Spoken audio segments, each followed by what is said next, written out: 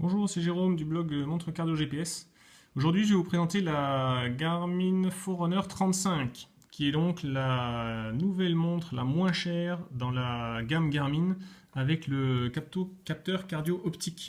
Donc on le voit à l'arrière. Euh, c'est la montre la moins chère avec le cardio optique. Cela dit, il ne faut pas croire que c'est une montre d'entrée de gamme.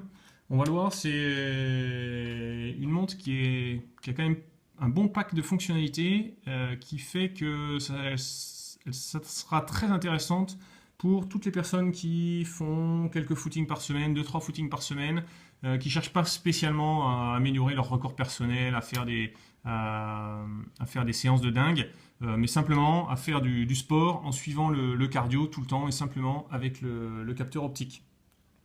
Au niveau du hardware, le design est, je trouve, assez sympa. C'est une petite montre, un petit boîtier. Les boutons ont été intégrés un petit peu il y a un renfoncement, intégré dans le boîtier, ce qui fait que de face, on les voit quasiment pas. Alors, il y a 4 boutons, ce qui fait que le petit problème, c'est que pour naviguer dans les menus, on a un seul bouton qui fait défiler vers le bas. Et c'est tout. En fait, on n'a pas de bouton pour remonter. Donc, si on rate l'écran qu'on visait, il faut faire le tour pour revenir trouver celui qu'on voulait. Le bracelet est très élastique, on va le voir hein, là. Et ça, c'est un petit plus au niveau du confort, parce que je vous rappelle, hein, pour qu'un capteur cardio optique soit efficace, il faut qu'il reste en permanence bien plaqué contre la montre. Si la montre se décolle comme ça, la lumière va venir perturber son fonctionnement et ça ne sera pas précis. Donc là, ça permet en fait, dès que vous allez faire une séance de footing, vous serrez le bracelet un cran de plus. Comme ça, le capteur sera bien plaqué et grâce à l'élasticité du bracelet, on reste bien confortable. À l'intérieur, on a donc une puce GPS, le cardio optique et on a toujours la possibilité de coupler une ceinture cardio si jamais vous en ressentez le besoin. Au niveau des fonctionnalités, on a 5 profils, course à pied, course en salle, vélo, cardio et marche. Et ensuite, pour chacun de ces profils, on a des options donc, qui permettent différents modes. Donc là, par exemple, pour le course à pied, vous pouvez faire un mode libre, vous sortez, vous lancez votre montre, vous faites votre footing. Course-marche, qui est utile si jamais vous commencez la course à pied, c'est peut-être un peu difficile pour vous de partir courir 40 minutes d'une seule traite. Donc là, vous pouvez alterner des séquences de course avec des séquences de marche pour récupérer. Un pacer qui va vous donner une allure et à vous de la suivre. Et des intervalles si vous voulez faire du fractionné. Et ensuite, donc c'est là qu'on commence, hein, on est bien dans les fonctionnalités déjà bien sympas. On peut configurer des alarmes de temps, de distance ou de cardio. On peut personnaliser les champs de données des écrans. Donc il y a 2 écrans sur lesquels on peut afficher jusqu'à 3 données qui sont affichées l'une au-dessus de l'autre. Et ensuite, pause automatique et les tours automatiques. Donc c'est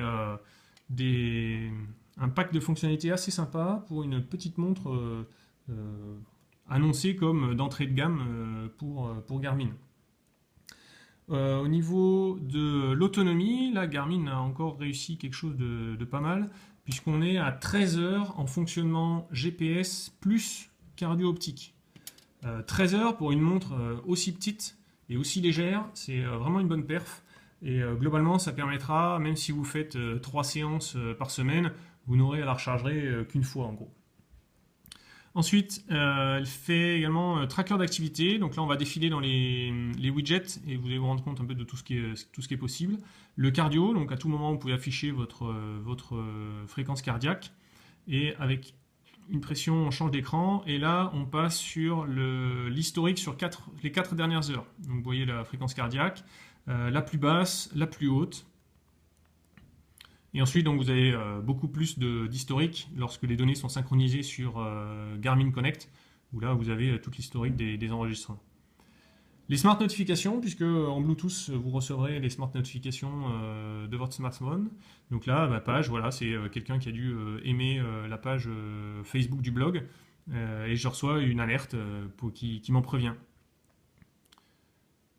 Le tracker d'activité donc, suit le nombre de pas, la distance, et vous avez directement sur la montre, sans aller sur votre smartphone, directement un petit historique jour par jour.